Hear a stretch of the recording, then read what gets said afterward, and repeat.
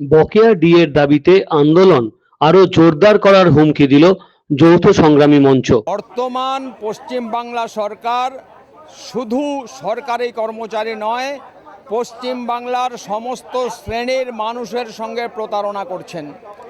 এই ডিএ আন্দোলনের ডিএর জন্য আমরা যে আন্দোলন করছি, প্রথমে উনি চেয়েছিলেন এই আন্দোলনকে ভেঙে দিতে, যার জন্য উনি প্রথমে সরকারি কর্মচারী যারা আছে ডাইরেক্ট সরকারি তাদের জন্য ডিএ ঘোষণা করলেন, আর বাকিটা বললেন বিবেচ্য বিষয়, অর্থাৎ শিক্ষক, পৌরসভা কর্মী, পঞ্চায়েত কর্মী এদের জন্য বললেন বিচার্য বিষয় পরে দেওয়া হবে।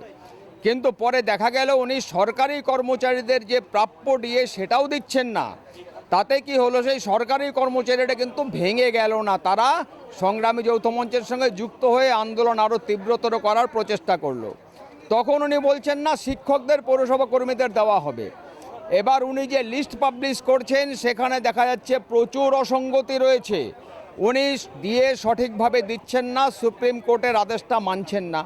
যেহেতু উনি সুপ্রিম কোর্টের আদেশ মানছেন না, সেহেতু আমরা ওনার বিরুদ্ধে সুপ্রিম কোর্টে তো যাবই। আইনি লড়াই যেমন হবে, পথের লড়াই তেমন হবে। মাননীয়াকে বলে দিই, আমরা আগামী 12 এপ্রিল আপনার যে শক্ত ঘাঁটি ভবানীপুর বলে পরিচিত, সেইখানে হাজরা মোড় থেকে কালীঘাট হয়ে ভবানীপুর হয়ে আমরা মিছিল করছি। Bureau report, morning time news.